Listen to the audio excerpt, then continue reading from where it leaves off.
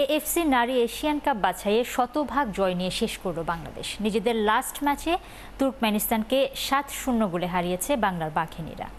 দলের জয়ে জোড়া গোল করেছেন ঋতুপর্ণা এবং শামসুন নাহার জুনিয়র।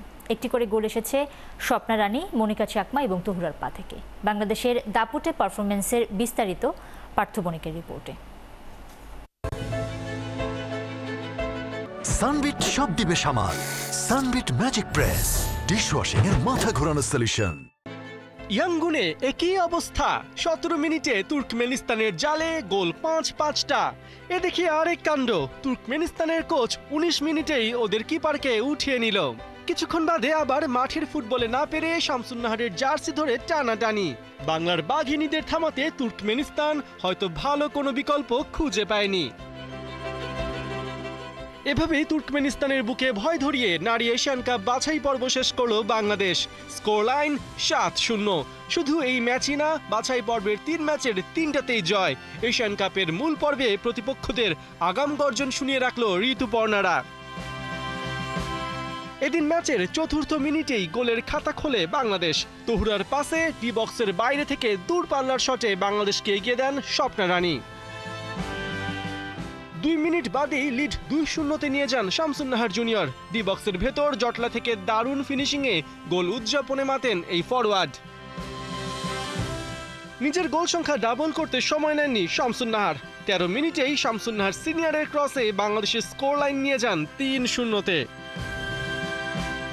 তুর্কমেনিস্তানের জালে বাংলাদেশের গোল উৎসবে যোগ দেন মনিকা চাকমাও। ১৬ মিনিটে বাঁ পায়ের জোরালো শটে বাংলাদেশের চতুর্থ গোল চেনে দেন এই মিডফিল্ডার। ১৭ মিনিটে নিজের খাতা খোলেন বাংলাদেশের হাইপ ওঠানো গার্ল ঋতুপর্ণা চাকমা। ডি বক্সের বাইরে থেকে তার শট ঠেকালেও তা হাত ফসকে যায় তুর্কমেনিস্তান কিপারের। ফলাফল, ঋতুপর্ণার গোলে বাংলাদেশের স্কোর লাইন দাঁড়ায় ৫-০।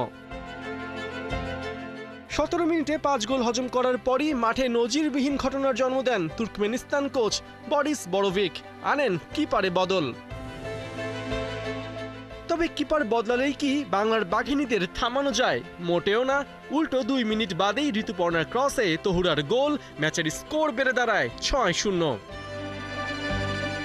কিন্তু এখানেও গোল ক্ষুধা শেষ হয়নি বাংলাদেশের। দুদিন আগে বাফুফের নারী উইংয়ের প্রধান মাহফুজা আক্তার কিরণ ঋতুপর্ণাকে যে মেসির বাবা বলেছিলেন, সেটা যে ভুল ছিল না তা ম্যাচের ৪১ মিনিটে প্রমাণ করেন এই ফরওয়ার্ড।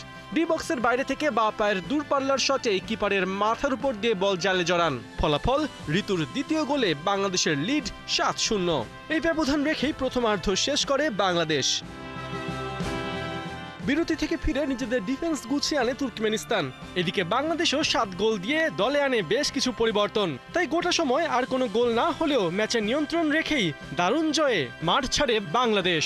৩ ম্যাচের ৩টা জিতেই বাছাই পর্বে সি গ্রুপের শীর্ষে থেকে এশিয়ান কাপে প্রতিপক্ষদের আগাম গর্জন শুনিয়ে রাখল বাংলাদেশের মেয়েরা।